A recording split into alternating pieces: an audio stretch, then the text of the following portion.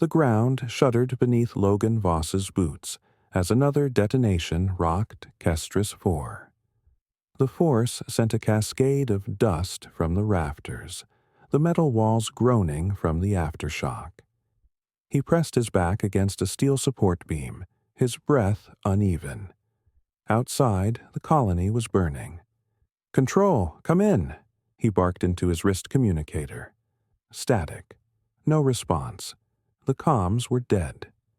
From his vantage point inside Processing Station B, Logan could see the main colony square, a space that, just this morning, had been filled with workers hauling isotope ore for transport. Now, it was a field of bodies. The Tarliss Dominion had arrived like an unspoken nightmare. No warnings, no negotiations. Their ships had descended through the thick cloud cover, sleek and insectile, their hulls glowing with eerie amber veins as they tore through Kestris 4's upper atmosphere. Within minutes, communications had gone dark, and the colony's security system, a modest defensive net, had been reduced to slag. The aliens moved with eerie efficiency, their towering exoskeletal frames gleaming as they stalked the panicked workers. Their weapons weren't designed to kill outright. Not yet. The Tarliss were slavers. Instead, their rifles emitted bursts of pulsating energy, wrapping victims in viscous, luminous cocoons before they were hauled onto transport carriers. The unlucky few who resisted were simply reduced to unrecognizable remains. Logan pulled himself deeper into the building, ducking behind an overturned storage crate. He could hear them now, their segmented limbs clicking against the hard surface of the landing platforms, the unnerving whisper of their synthetic vocalizers exchanging words in an unreadable cadence. A burst of static erupted in his earpiece. Then, a voice. "This is Chief Operator Rennick. Anyone receiving?" Logan pressed the communicator to his lips. "Rennick, it's Voss. I'm in Processing B.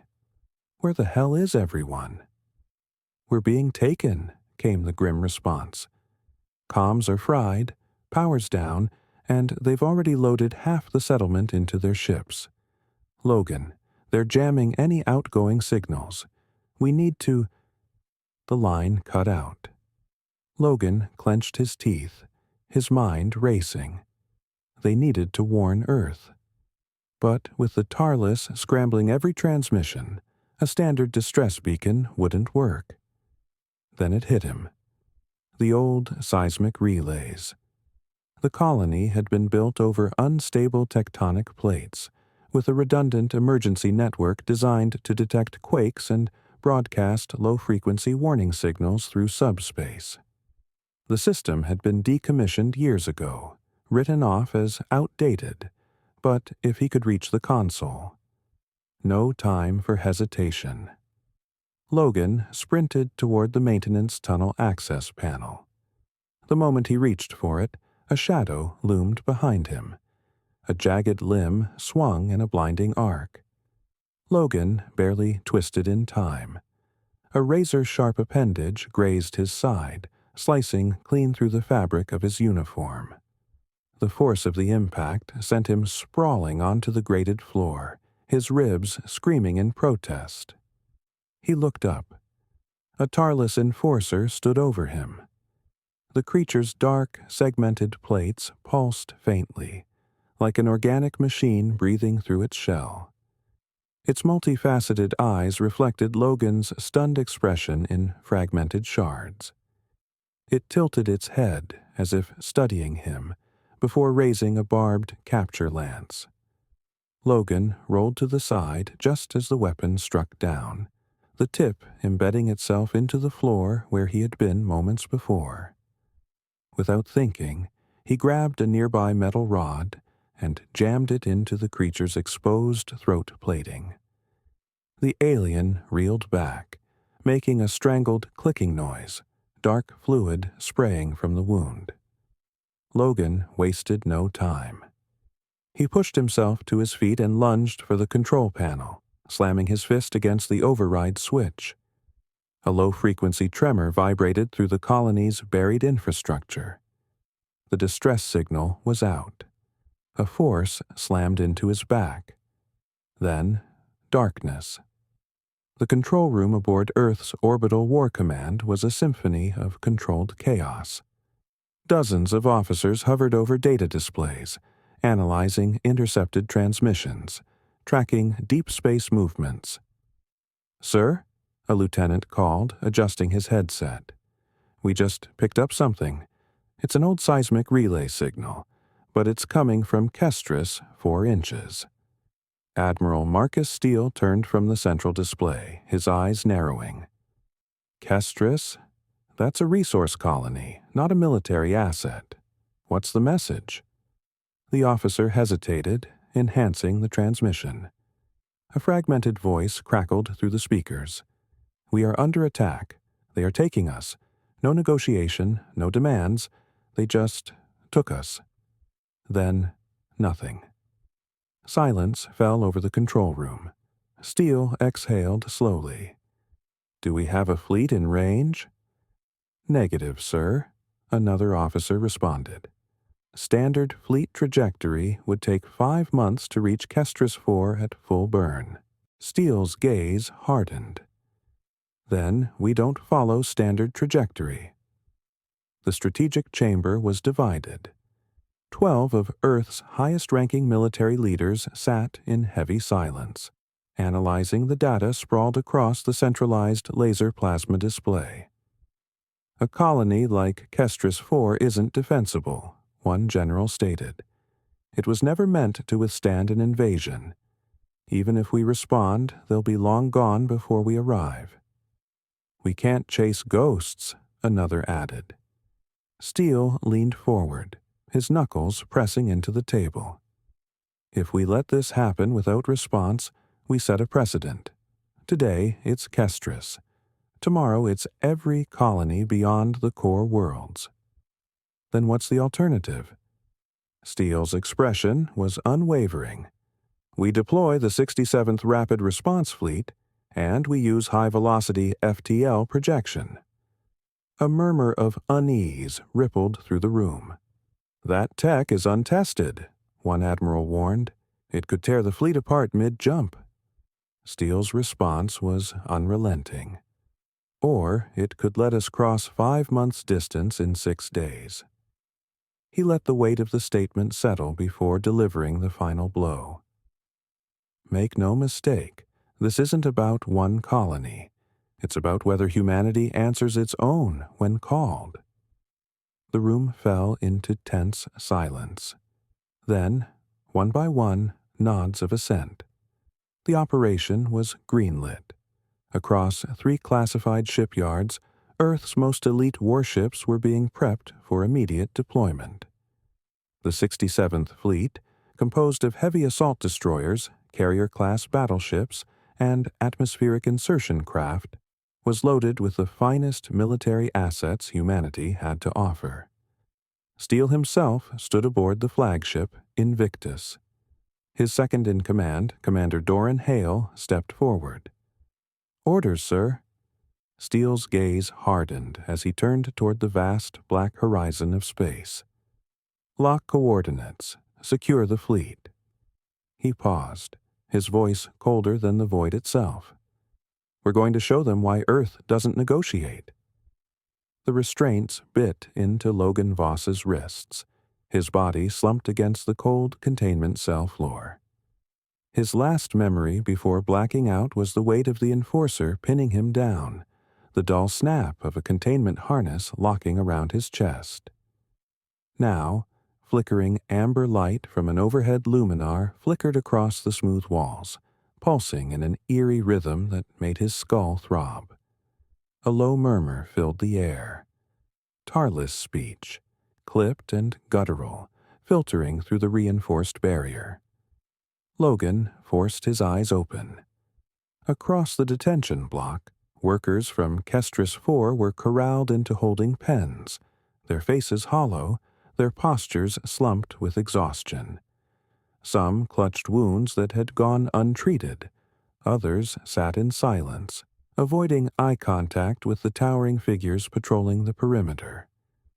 The scent of scorched insulation lingered, remnants of whatever destruction had razed the colony's outer defenses. He rolled his shoulders, testing the stiffness in his limbs. His fingers twitched. Good. Nothing broken. They hadn't killed him yet. That meant something. A shadow fell across the reinforced glass. Logan tensed. The Tarliss officer observing him stood just beyond the barrier, its elongated skull framed by the shifting glow of control panels lining the opposite wall. The being's segmented armor flexed as it shifted, its multi-limbed form exuding a presence both unnatural and methodical. It raised a limb, tapping a thin metallic probe against the security panel, causing the glass to ripple slightly before its voice cut through the air. "You understand your situation, human." Logan lifted his chin, meeting the creature's gaze without flinching. "You'll have to be more specific. The part where you stormed in uninvited, or the part where you're too slow to finish the job." A clicking vibration ran through the Tarliss's chest cavity, something between a growl and amusement. "You believe your people will come for you." Logan allowed himself a smirk. "I don't believe. I know." The officer tilted its head, unreadable. "Your colony falls under no military jurisdiction. Your distress signal, should it have even escaped, was irrelevant. Earth's fleets will deliberate for cycles before responding. By then, you and the rest of your kind will have already served your purpose elsewhere." Logan let the words roll past him, unshaken. He wasn't listening to what the creature said. He was watching how it moved. Every subtle gesture, every flick of its clawed fingers over the control panel. The Tarliss were creatures of habit, relying on strict procedural efficiency. That was their weakness. They assumed superiority meant predictability. From his position, Logan had spent the last hour memorizing guard rotations, security overrides, the layout of their monitoring systems. They'd taken his tools, but that didn't matter. He didn't need them to break things. The officer lingered for another moment before retreating, its armored form vanishing into the corridor beyond. The heavy containment doors hissed shut, sealing Logan in once more. They think we're cattle. That's their mistake. Across the colony, the Tarliss worked with measured detachment. Their forces patrolled key infrastructure, securing anti-aircraft sentries, adjusting long-range sensory networks, and finalizing transport procedures. Overhead, orbital sentinels loomed like silent sentries, their sleek hulls drifting in calculated formations. Within the war room, Commander Vorek Zathos stood at the center of a projected terrain layout, watching as real-time surveillance feeds flickered across the display. His subordinates flanked either side, monitoring the status of their captured workforce. "Transit preparations?" he asked, his secondary set of mandibles twitching. 80% complete, Commander," one of the officers replied. "First wave of vessels will depart within the cycle. Remaining assets will be secured shortly thereafter." Zathos exhaled through his spiracles, pacing the chamber with measured steps. He was not concerned. Human settlements were soft targets. No defenses, no strategic countermeasures, just an inevitable harvest waiting to be collected. Even if Earth noticed, they were incapable of rapid deployment across such distances. By the time they formulated a response, the colony would be stripped, repurposed, and discarded. A low-pitched chime interrupted his thoughts. One of the technicians frowned, adjusting the input relay on his station. Unusual activity detected in Sector 4. Zathos turned sharply, specify. The technician's mandibles twitched as he processed the data. Minor power surge, localized within a decommissioned relay grid.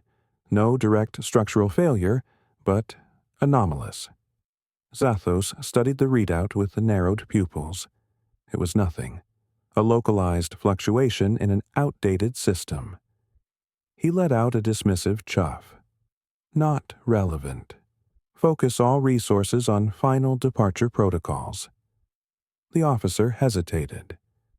If it is human interference, then let them interfere. Zathos's mandibles clicked in cold amusement. What could they possibly achieve? In the darkness of the detention wing, Logan Voss allowed himself a slow exhale. The small pulse of static in his ear told him his override had worked. A power fluctuation barely significant enough to register, but just enough to create a window in the surveillance network. A blind spot. He ran a finger along the thin wire conduit he had palmed earlier, a makeshift tool he had lifted from one of the repair droids during an earlier transport shuffle. It wasn't much, but it was enough. With careful precision, he reached toward the secondary panel along his restraints, feeling for the minuscule gap between the plating. A well-placed current spike, deliberate, controlled, would trigger a low-level reboot cycle. He jammed the wire home. A sharp jolt surged through his arms. For an instant, his vision blurred.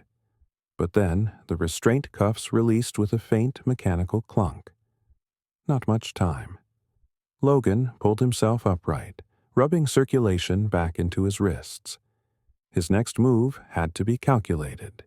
He wasn't breaking out alone, not yet. That wasn't the goal. Instead, he moved toward the auxiliary panel along the far wall. The seismic network relay was still active, a forgotten relic beneath the colony's foundations. If he could piggyback a signal onto its frequency, it would register as nothing more than background noise to the Tarliss. But to Earth's long-range monitoring satellites. He worked quickly, fingers adjusting the manual sequence override.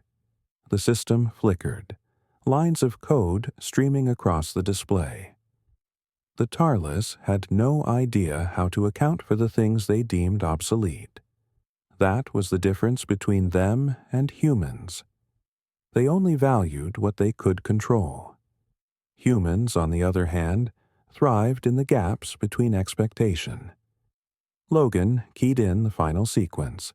A faint pulse of energy surged through the deep subsurface grids. Undetectable, untraceable, but very much sent. Earth had its coordinates.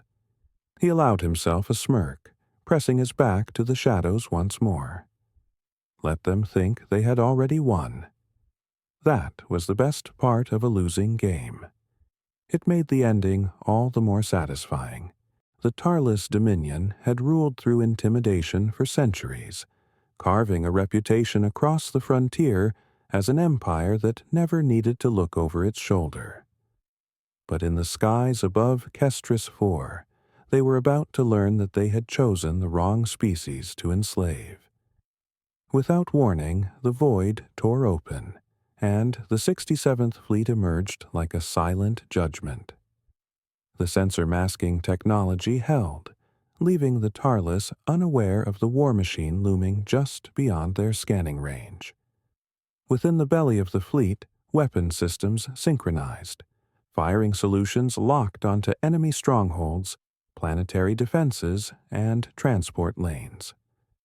Admiral Marcus Steele stood on the command deck of the Invictus, his eyes fixed on the laser plasma display before him. Tactical overlays showed the entire battlefield, from orbital sentries to ground-based installations, each marked with a kill priority level. Commander Doran Hale's voice cut through the operations channel. "Orders confirmed. We hit them first, and we hit them hard." Steele nodded, his expression unreadable. "Drop the hammer." Kinetic rods, each the size of a dropship, were released from high-altitude strike platforms, their descent guided by gravity and calculated momentum. They hit with the force of small meteors. The first impact shattered a key anti-air battery, the explosion sending shock waves rippling across the main Tarliss command outpost. Another strike collapsed a supply depot, burying their primary fuel reserves beneath twisted wreckage and debris. Down below, the Tarliss reacted too late. Alarm sirens screeched through their command centers, operators scrambling to pinpoint an enemy they had not yet seen. And then, the drones arrived. Hunter-killer units, autonomous and lethal, streaked through the upper atmosphere, deploying in tight formations.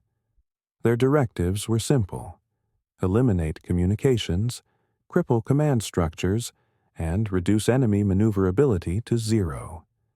The Tarliss war network buckled within minutes. Orbital encryption hubs were cut off, jamming towers went offline in bursts of blue light, and long-range distress signals never reached their intended recipients. The Dominion was severed from reinforcements before they even knew they needed them. Inside his command post, Commander Vorek Zathos's mandibles twitched with unease. He had underestimated human reaction speed, expecting at least several weeks before a response fleet could be mustered. His grip tightened on the control panel as another shock wave from a kinetic impact rattled the facility. An officer stumbled toward him, breathless. "Commander, our orbital defenses are failing. We've lost long-range comms and our planetary sentries are—" A resonating crash interrupted him as an entire wall buckled inward, sending a cascade of rubble into the chamber. Zathos took a slow breath, mandibles flexing. He refused to believe they were outmaneuvered. Not yet. "Deploy ground forces," he said coldly. "Lock down the remaining sectors. They came too fast. They must be thinly spread." He turned toward the planetary surface display. If they want to claim this world, let them bleed for it. From the deployment bays of the Invictus, hundreds of drop pods ignited their thrusters, their descent controlled by real-time adjustments from Fleet Command. Inside his pod, Commander Doran Hale secured his weapon to his chest, his breathing steady as the gravity of descent pulled at his body. Around him, elite troopers braced for impact, their HD displays cycling through target acquisition markers. Hale's comms crackled. 10 seconds to drop." He exhaled through his nose, his fingers flexing inside his gloves. 5 seconds. Then the atmosphere caught them. The pods screamed through the sky, burning like falling stars as they streaked toward their landing zones. Anti-air defenses, what remained of them, fired blindly, their operators too overwhelmed to establish a coordinated counterstrike. Hale's pod hit first. The hatch detonated outward, and he surged into battle, rifle snapping toward the nearest Tarliss enforcer. His shots found their mark, sending the enemy sprawling before it could react. Behind him, his team emerged in synchronized precision, securing the landing zone in under 90 seconds. Every deployment zone across the planet followed the same brutal efficiency. Tarliss strongholds fell in waves, resistance pockets crumbling before Earth's superior tactics. The Dominion troops, conditioned to believe in their own supremacy, had never faced an enemy that fought with such methodical brutality. Yet not all of them panicked. Deep in the colony's occupied sector, Logan Voss felt the shift. The sudden tremors, the explosions rolling across enemy territory. He knew this wasn't another phase of the Tarliss occupation. This was liberation. A guard stormed into the detention wing, its posture tense. The Tarliss warrior barked orders to the others, readying them for relocation. Logan didn't wait. He launched forward, using the weight of his shackles as a weapon, swinging them against the nearest captor's throat. The alien staggered, its mandibles clicking in pain, and Logan ripped its weapon from its grasp. The remaining guards turned, too slow. He fired point blank, dropping the second before it could react. The third reached for an alarm beacon. Logan sent a kick into its joint plating, watching it collapse before finishing it off with a single shot to the cranial node. Then the alarms started blaring. He grabbed a comm device from the fallen and tuned into open frequencies. A familiar voice cracked through. "This is Commander Hale of the 67th Fleet. Ground forces are moving through all sectors. Hostile forces are in full retreat. Any remaining human survivors, respond."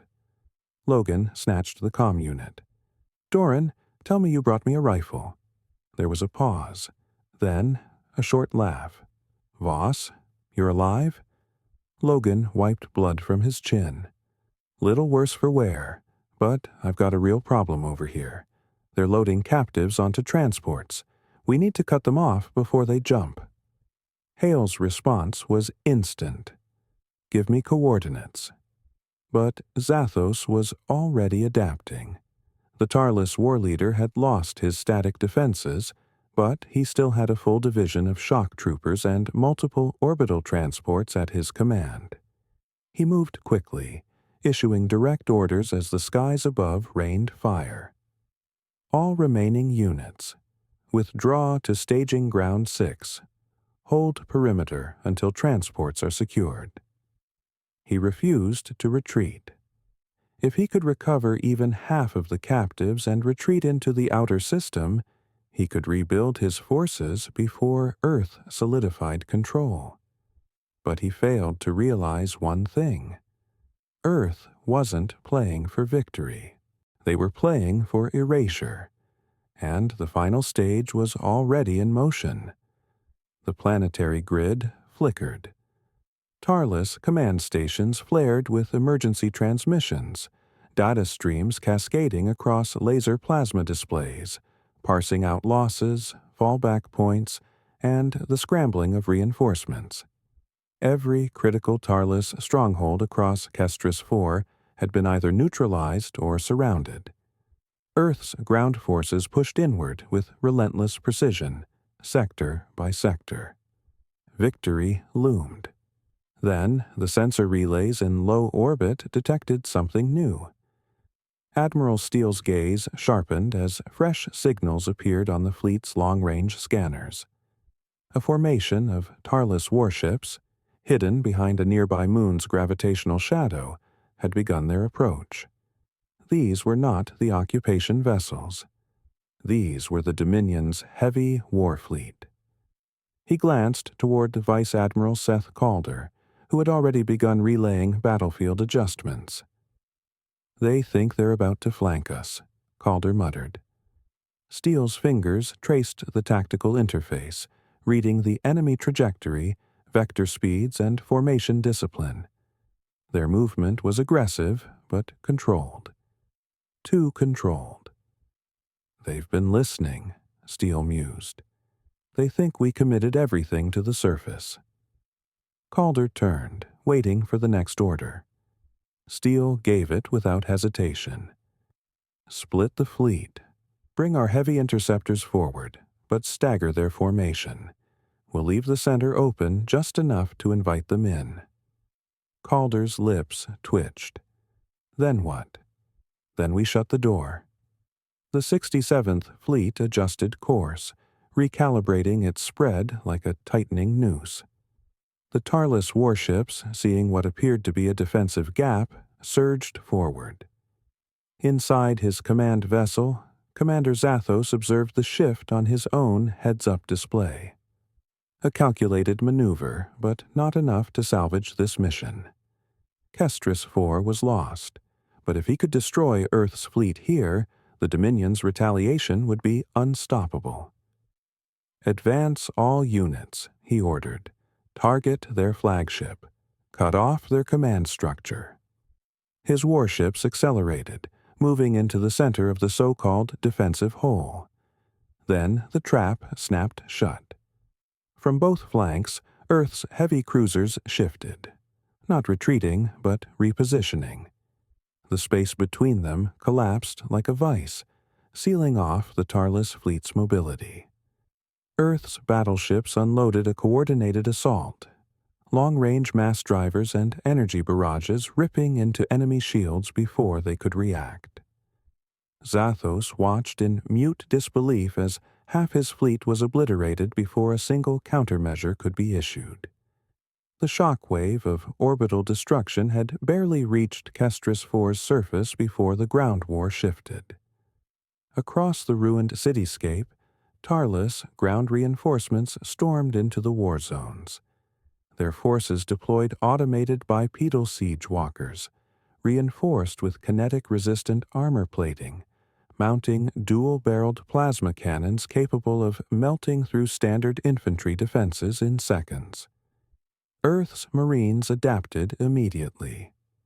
Pulse disruptor rounds laced with destabilizing ion charges crackled through the air. These weren't standard rounds. They were designed to exploit the molecular weak points in enemy shielding. Commander Doran Hale emerged from cover, leveling his modified assault rifle at the nearest walker. He fired 3 successive bursts, one shot tagging the upper joint assembly, the second hitting the sensor node, and the third ripping through its power couplings. The machine buckled. Then it detonated outward in a violent arc of imploding metal. The rest of the mechanized division suffered the same fate. Each blast targeted for maximum efficiency. The Tarliss had planned for a war of attrition. Earth had planned for elimination. In the underground Tarliss stronghold, Logan Voss wiped blood from his temple, breathing hard as he pressed his back against a shattered control console. Around him, Earth's infiltration team worked swiftly, dispatching the last remaining officers guarding the planetary command center. Hale's voice cut through the comm. "Voss, you in position?"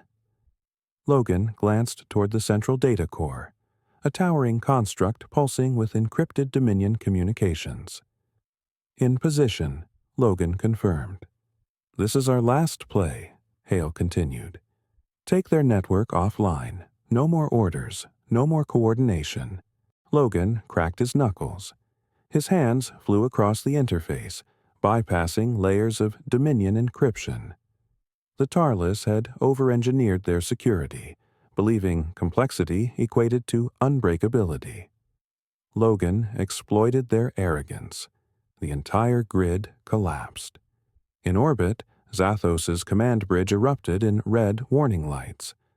The entire war network had gone dark.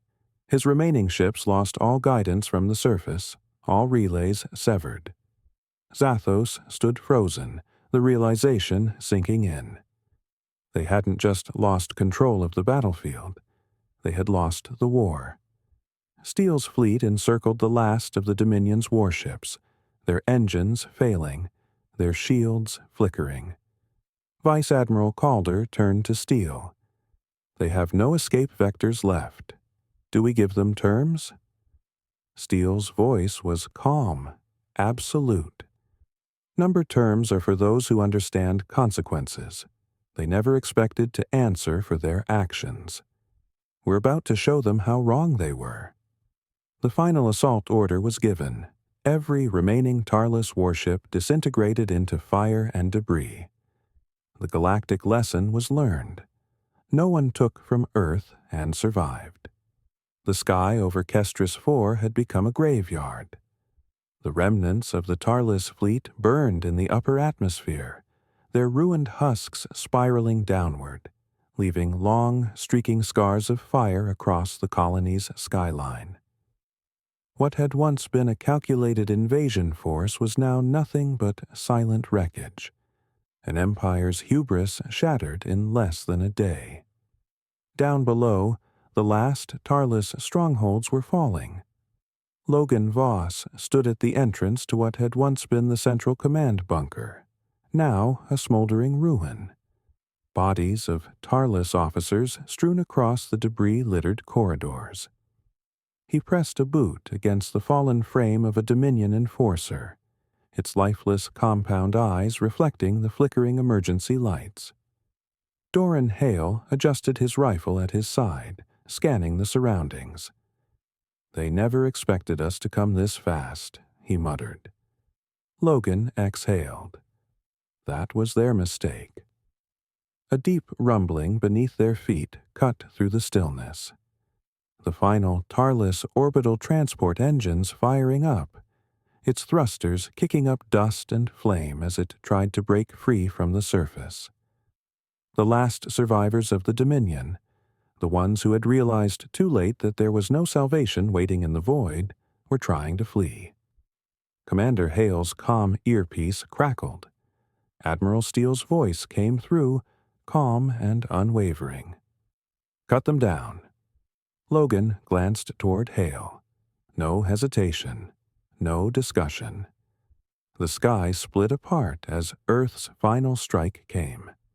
A detachment of aerospace gunships broke through the cloud cover, launching coordinated fire at the retreating vessel. The transport's shields flared bright blue before collapsing under the sustained barrage. The engines faltered, sputtering violently, then failed altogether. For a moment, the ship hung in the air, crippled, motionless. Then it fell. The impact sent a seismic ripple through the valley, a billowing cloud of dirt and fire swallowing what was left of the Tarliss command. Silence followed. Not the kind born from hesitation, but the kind that marked the definitive end of something. Hale exhaled. "That's the last of them." Logan nodded, wiping the sweat and dust from his brow. No more slavers. No more colonies lost. Steele's voice returned over the comm, measured yet final. "The Dominion thought they could take what was ours. Let this be a reminder to every power in the galaxy. Humanity does not bargain for what belongs to it." Across the battlefield, Earth's elite forces moved through the aftermath with cold efficiency. Some secured prisoner transport zones, others re-established communications with the colonists, ensuring every survivor was accounted for. From one of the ruined processing centers, a battered Kestrus engineer limped toward Logan and Hale, his face streaked with dirt and dried blood. Did we win?" Logan met his gaze, his own exhaustion pressing in like a weight. "They won't be coming back." The man swallowed, then nodded. "Good."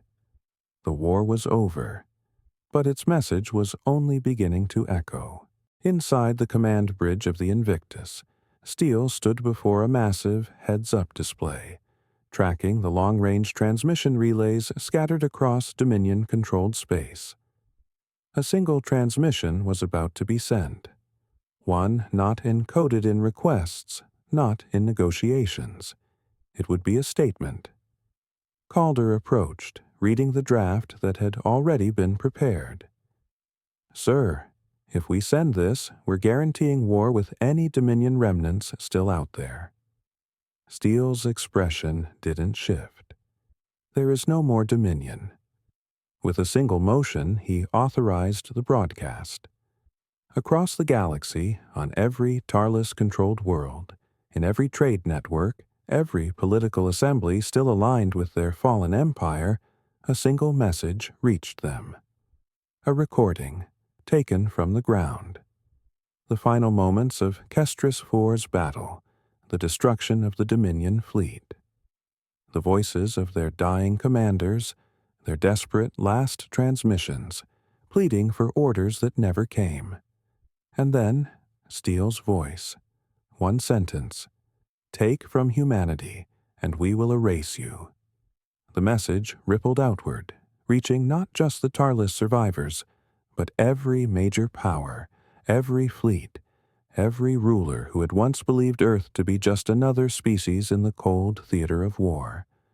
Not anymore. Calder exhaled as the transmission was confirmed. The galaxy's going to remember this day.